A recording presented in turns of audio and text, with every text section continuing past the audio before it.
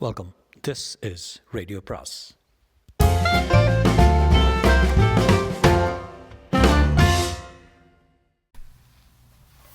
அனைவருக்கும் அன்பு வணக்கம். ராக்கி ரங்கராஜனின் லாரா, அத்தியாயம் 27. பால் மார்ட்டினை பற்றிய சிந்தனை சென்று கொண்டிருந்ததால் ஒரு நாள் அவருக்கு ஃபோன் செய்தாள். இன்று நாம் இருவரும் சேர்ந்து பகல் உணவு அருந்தலாமா மிஸ்டர் மார்ட்டின்? ஏன், மறுபடியும் ஏதாவது பிரச்சனை முளைச்சிருக்கா? இல்லை, ஆனால் நாம் இருவரும் ஒருவர் இன்னும் நன்றாக புரிந்து கொண்டால் தேவையில்லை என்று தோன்றுகிறது. சாரி மிஸ் லாரா, நான் பகல் உணவு சாப்பிட்றது கிடையாது. அப்படின்னா ராத்திரி சாப்பிடலாமே? நான் கல்யாணமானவன் மிஸ் லாரா. ராத்திரி என் மனைவி குழந்தைகளுடன் தான் சேர்ந்து சாப்பிடுவேன். ஓஹோ. வந்து லாரா பேச்சை முடிக்கும் முன் மறுமுனையில் ஃபோன் வைக்கப்பட்டு விட்டது. என்ன வந்தது இந்த ஆளுக்கு என்று லாரா ஆச்சரியப்பட்டாள். படுக்கவா என்றா கூப்பிட்டேன். ஏதாவது ஒரு வேளையில் நன்றி சொல்ல வேண்டும் என்று நினைத்தேன், அவ்வளோதானே. சரி போகட்டும் என்று மார்ட்டினை பற்றிய எண்ணத்தை தன் மனத்திலிருந்து விரட்டி அடிக்க முயன்றால் பால் மார்ட்டினுக்கு லாராவின் குரலை கேட்டதில் சந்தோஷமாயிருந்தது. அதே சமயம் இப்படி சந்தோஷப்படுகிறோமே என்று தன் மீதே எரிச்சலும் வந்தது. செக்ரட்டரியை கூப்பிட்டு, மிஸ் லாரா இன்னொரு முறை ஃபோன் செய்தால் நான் இல்லைன்னு சொல்லிடுறேன் என்றார். எவரிடமும் மயங்கக்கூடாது என்பதில் அவர் உறுதியாக இருந்தார். லாரா மயக்குவதற்காகவே பிறந்திருப்பதாக அவருக்கு தோன்றியது. வேலைகள் முன்னேறி கொண்டிருக்கும் வேகத்தை கண்டு ஹவர்டுக்கு ஏகப்பட்ட சந்தோஷம். உண்மையை ஒப்புக்கொள்கிறேன். ஆரம்பத்தில் உனக்கு உன் திட்டங்களை பார்த்து கவலையாக தான் இருந்தது. சரி, பாதாளத்தில் விழுந்தாயிட்டுன்னு நினச்சேன். ஆனால் பெரிய அதிசயத்தை சாதிச்சிட்ட நீ என்றான் லாராவிடம். அது நான் செய்த அதிசயம் அல்ல, பால் மார்ட்டின் செய்த அதிசயம் என்று அவள் எண்ணிக்கொண்டால் அந்த மனிதருக்கு இதுவரையில் ஃபீஸ் எதுவுமே கொடுக்கவில்லை. அதனால் தான் கோபமாக இருக்கிறாரோ ஒரு வேளை. ஏதோ ஒரு உத்வேகத்தில் $50,000 ஒரு செக் எழுதி அவருக்கு அனுப்பி வைத்தாள். மறுநாள் செக் திரும்பி வந்துவிட்டது. அதனுடன் கூட கடிதம் எதுவும் இருக்கவில்லை. மறுபடியும் டெலிஃபோன் செய்தால் Martin secretary. Sorry mister Martin இல்லை என்றாள். மறுபடி ஒரு மூக்குடைப்பு. ஒருவேளை நம்மை ஒரு தொல்லை என்று நினைக்கிறாரோ என்னவோ. அப்படி நினைக்கிறவர் ஏன் வேலை மெனக்கட்டு நமக்கு உதவி செய்தார்? ராத்திரி பால் மார்ட்டினை பற்றி சொப்னம் கூட வந்தது. அன்று ஹவர்டு அவள் அலுவலக அறைக்கு வந்தாள். ஆண்ட்ரூ வெப்பரின் இசை நாடகத்துக்கு 2 டிக்கெட் இருக்கு. என்னடா, வெள்ளிக்கிழமை என்ன நிகழ்ச்சி, நான் சிகாகோவுக்கு போக வேண்டியிருக்குது, உனக்கு வேணா தர்றேனே என்றான். வேண்டாம் என்றவள். இருங்க என்றாள். ஒரு நிமிடம் யோசனை செய்தவள், சரி கொடுங்க என்று கூறி வாங்கி கொண்டாள். அன்று பிற்பகல் 2 டிக்கெட்டுகளில் ஒன்றை அவர் கவருக்குள் வைத்து பால் மார்ட்டினுக்கு அவருடைய அலுவலக முகவரிக்கு அனுப்பினாள். மறுநாள் பால் மார்ட்டின் கையில் டிக்கெட் கிடைத்தது. அதை பார்த்தவாறு அவர் குழம்பி நின்றார். இசையரங்குக்கு ஒற்றை டிக்கெட்டை யார் அனுப்பியிருப்பார் என்று யோசித்தார். அந்த பெண் லாராவாகத்தான் இருக்கும். இதற்கு ஒரு முடிவு கட்ட வேண்டியதுதான். செக்ரட்டரியிடம், வெள்ளிக்கிழமை மாலை எனக்கு ஏதாவது என்கேஜ்மெண்ட் இருக்கிறதா பாரு என்றார். உங்கள் மனைவி சகோதரருக்கு டின்னர் இருக்குது சார். அதை ரத்து செய்கிறேன். தியேட்டரில் லாரா திரும்பி திரும்பி பார்த்து கொண்டிருந்தால் இசை நாடகத்தின் முதல் அங்கம் முடிந்து கொண்டிருந்தது. அவளுடைய பக்கத்து சீட் காலியாகவே இருந்தது. வரவில்லை போல் இருக்கிறதுன்னு எண்ணிக்கொண்டால், இனிமேல் அந்த ஆளை கெடட்டும் என்னால் முடிந்ததையெல்லாம் செய்து பார்த்தாயிற்று. முதல் அங்கம் முடிந்து திரை கீழே இறங்கியது.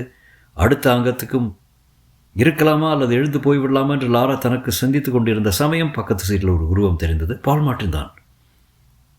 வா, வெளியே போய் பேசலாம் என்று அதட்டலாக சொன்னார். அருகில் இருந்த ஹோட்டலுக்கு சென்றார்கள். மார்ட்டின் மேஜையில் அவளுக்கு எதிரே அமர்ந்து அமைதியாகவும் எச்சரிக்கையாகவும் அவளை ஆராய்கிற மாதிரி பார்த்து கொண்டிருந்தார். வெயிட்டர் வந்தார். எனக்கு ஸ்காட்சும் சோடாவும் கொண்டு வருங்கள் என்றாள் லாரா. எனக்கு எதுவும் வேண்டாம் என்றார் மார்ட்டின். லாரா ஆச்சரியத்துடன் அவரை பார்த்தாள். நான் குடிப்பதில்லை. பிறகு டின்னருக்கு ஆர்டர் செய்தால் பால் மார்ட்டின் கேட்டார், மிஸ் லாரா, உனக்கு என்ன வேண்டும் என்னிடமிருந்து? யாருக்கும் கடன் பட்டிருப்பது எனக்கு பிடிக்காது. உங்களுக்கு கடன் பட்டிருக்கேன், அதை திருப்பி திருப்பி செலுத்த பார்க்குறேன். நீங்கள் இடம் கொடுக்க மாட்டேங்கிறீங்க, அதுதான் எனக்கு சங்கடமாக இருக்கிறது என்றாள் லாரா. முன்னே நான் சொன்னேன், நீ எனக்கு எந்த விதத்திலும் கடன் படவில்லை. ஓஹோ, உன் கட்டடம் நன்றாய் முடிந்து கொண்டிருக்கிறது கேள்விப்பட்டேன். ஆமாம் என்றாள் அவள். உங்களால் தான் சொல்ல நினைத்தவள் சொல்லாமல் நிறுத்தி கொண்டாள்.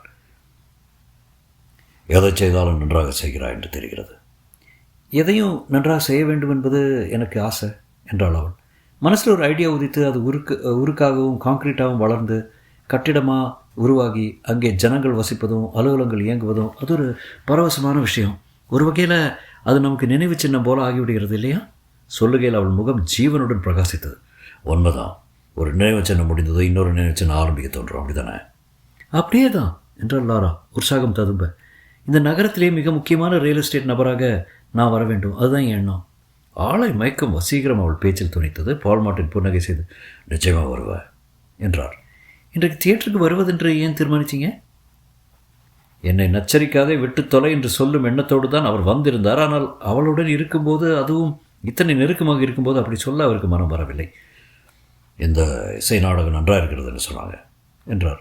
லாரா புன்னகை செய்தார். நாம் திரும்பி போய் மீதி நாடகத்தை சேர்ந்து பார்ப்போமே. அவர் தலையசைத்தார். நான் கல்யாணமானவன் மட்டுமல்ல, என் குடும்பத்துக்கு பெரிதாக நினைக்கிறவன் கூட. மனைவியை நேசிக்கிறவன் நான். மிகவும் பாராட்டப்பட வேண்டிய விஷயம் என்றார் லாரா. மார்ச் 15ஆம் தேதி என்று கட்டிடம் பூர்த்தியாயிடும். அதை கொண்டாடுவதற்காக ஒரு பார்ட்டி ஏற்பாடு செய்திருக்கிறோம். நீங்கள் வருகிறீர்களா? முடியாது என்பதை மென்மையாக சொல்வது எப்படி என்று யோசித்து வெகு நேரம் சரியான வார்த்தைக்காக தயங்கினார். அவர் கடைசியில் சரி வர்றேன் என்றார். புதிய கட்டடத்தின் திறப்பு விழா ஓரளவு சிறப்பாகவே நடந்தது.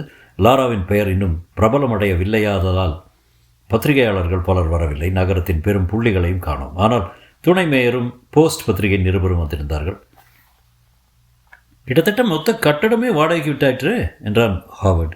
எக்கச்சக்கமான பேர் இடம் கேட்டுக்கொண்டிருக்காங்க. நல்லது என்றாள் லாரா. அவள் மனதில் வேறு எண்ணம் ஓடிக்கொண்டிருந்தது. பால் மார்ட்டின் அவர் வருவாரா வரமாட்டாரா ஏனோ தெரியவில்லை. அவர் வருகை முக்கியமானதாக தோன்றியது அவளுக்கு. வயசில் தந்தைக்கு சமானமான ஒருவரை இப்படி விடாமல் துரத்துகிறோம் என்று எண்ணிக்கொண்டாள். அந்த எண்ணத்தை விரட்டி அடித்துவிட்டு மற்ற விருந்தினர்களை உபசரித்தாள். சிற்றுண்டிகளும் மது வகைகளும் வழங்கப்பட்டன.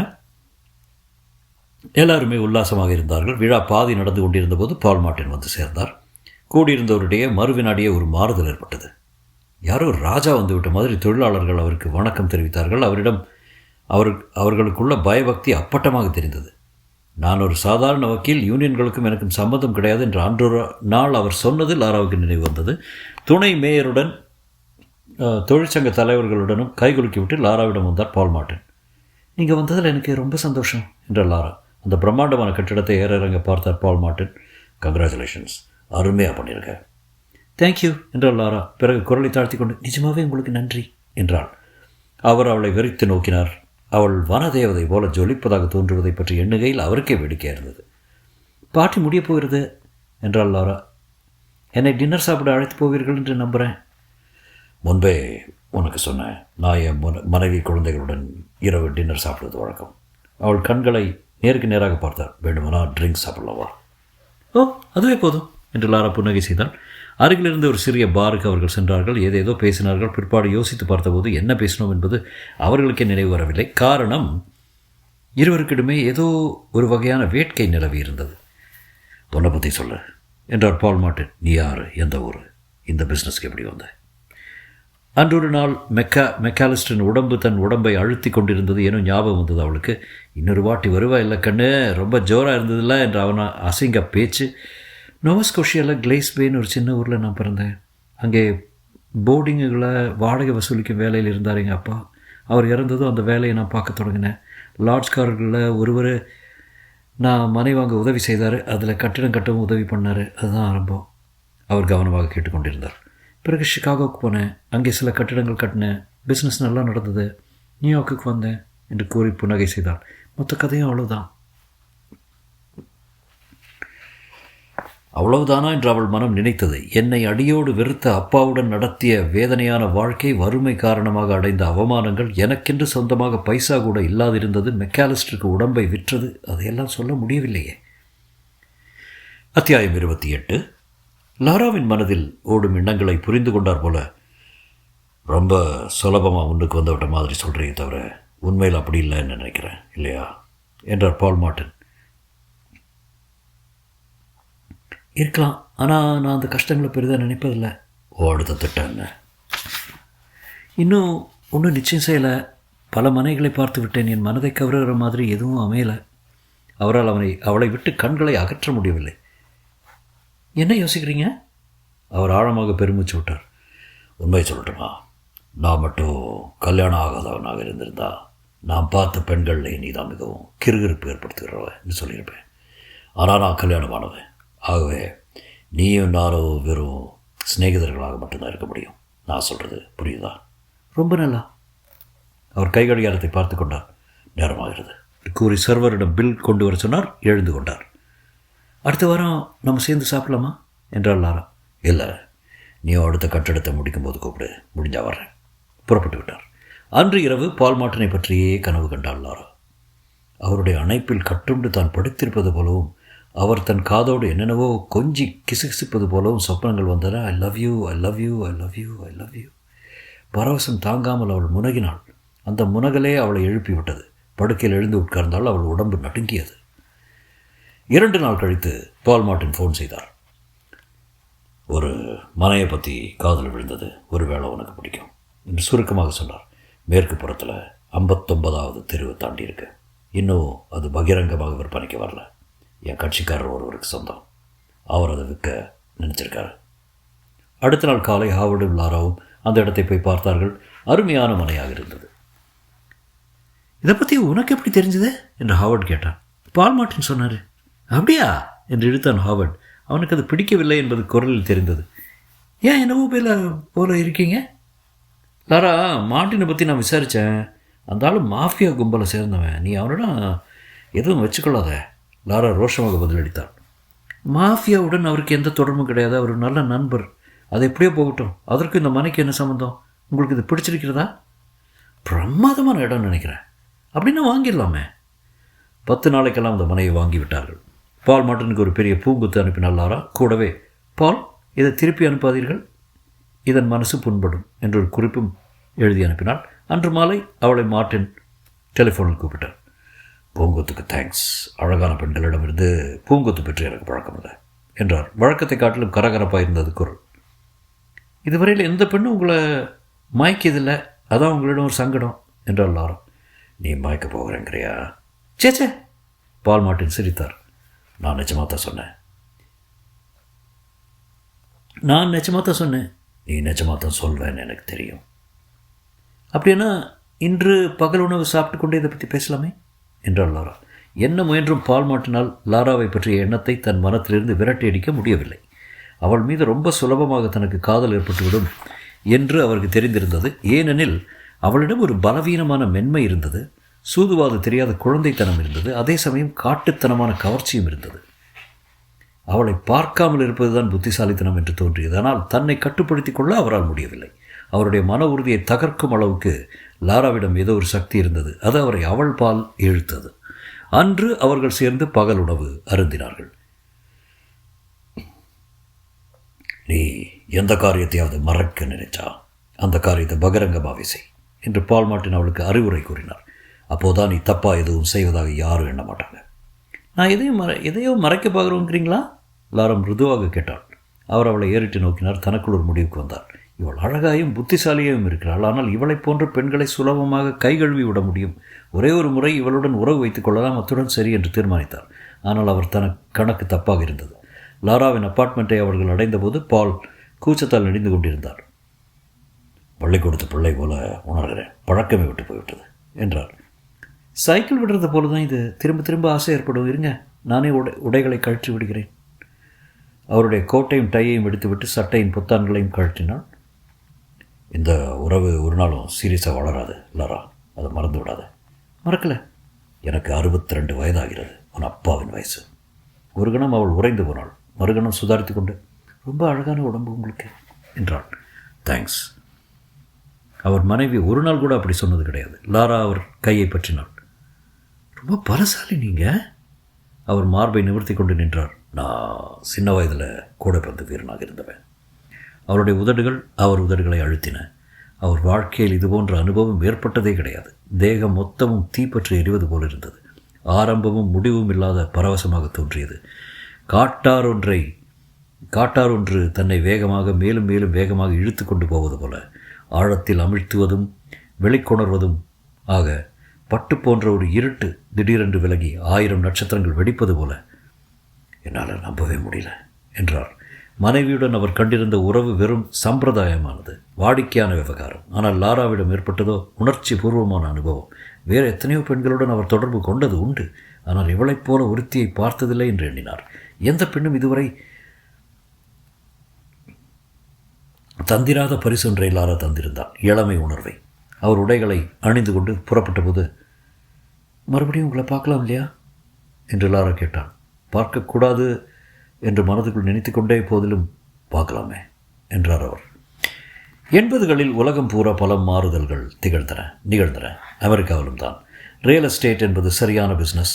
அதில் சரியான சமயத்தில் புகுந்திருந்தால் லாரா. பணம் எக்கச்சக்கமாக புழங்கியது. ஸ்திரமான தொழில்களுக்கும் சரி, ஊக்கமான வியாபாரங்களுக்கும் சரி, பேங்குகள் தாராளமாக கடன்கள் வழங்கின. கடன் தரும் ஃபைனான்ஸ் நிறுவனங்கள் நிறைய முளைத்து ரியல் எஸ்டேட் பிஸ்னஸில் உள்ளவர்களுக்கு அள்ளி அள்ளி நிதியுதவி அளித்தன. கேட்டால் போதும் உடனே கடன் வழங்கினார்கள். 69 தெருவில் உள்ள மனையில் இந்த முறை நான் அலுவலக கட்டிடம் கட்ட போகிறதில்ல, ஹோட்டல் கட்ட போகிறேன் என்று ஒரு நாள் ஹாவர்டிடம் சொன்னார் லாரா. ஏன்? அது ஆஃபீஸ் கட்டிடம் கட்ட அருமையான இடமாயிற்ற என்றான் ஹாவர்ட்.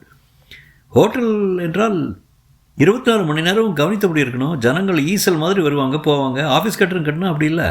5 வருஷத்துக்கோ 10 வருஷத்துக்கோ குத்தைக்கு விட்டுட்டு அக்கடான்னு நின்றுருக்கலாமே. உண்மைதான் ஹாவர்ட். ஆனால் ஒரு ஹோட்டல் கையிருப்பில் இருந்தால் அதன் சக்தியே அலாதி. முக்கியமான புள்ளிகள் வரும்போது அவர்களுக்கு நாம் வசதியான ஸ்வீட் தரலாம். நமது ரெஸ்டாரண்ட்லேயே அவர்களுக்கு விருந்து கொடுக்கலாம். எனக்கு அந்த ஐடியா பிடித்து விட்டது. ஹோட்டல் தான் கட்ட போகிறேன். முதல் தரமான ஆர்கிடெக்டில் போய் பார்த்து பேசுவோம். அதற்கு ஏற்பாடு செய்யுங்க. அடுத்த 10 நாளும் ஆர்கிடெக்டுகளுடன் சந்திப்புகள் நிகழ்ந்தன. அவர்கள் இதற்கு முன்னால் பெண்களின் கீழ் வேலை செய்தது கிடையாது. ஆகவே இவளுக்கு என்ன தெரியப் போகிறது என்ற அலட்சியத்தில் இருந்தார்கள். நீங்கள் ஏதாவது குறிப்பிட்ட கட்டிடத்தை பார்த்து அதுபோல் செய்யணும்னு நினைக்கிறீங்களா என்று ஒருவர் கேட்டார். இல்லை, மற்றவர்களை நான் காப்பி அடிக்க வேண்டாம். மற்றவர்கள் நம்மை பார்த்து காப்பி அடிக்கும்படியான கட்டிடம் நம்ம கட்ட வேண்டும் என்றவள் எப்படி அமைய வேண்டும் என்பதை விவரித்தாள். அவர்கள் அசந்து போய்விட்டார்கள். ஒவ்வொரு பிரிவுக்கும் ஒரு மேலாளரை நியமித்து அவர்கள் இணைந்து செயல்பட ஒரு குழுவை அமைத்தாள் லாரா. வாரத்துக்கு ஒரு முறை நாம் சேர்ந்து உட்கார்ந்து பேசுவோம் என்று அவர்களிடம் கூறினாள்.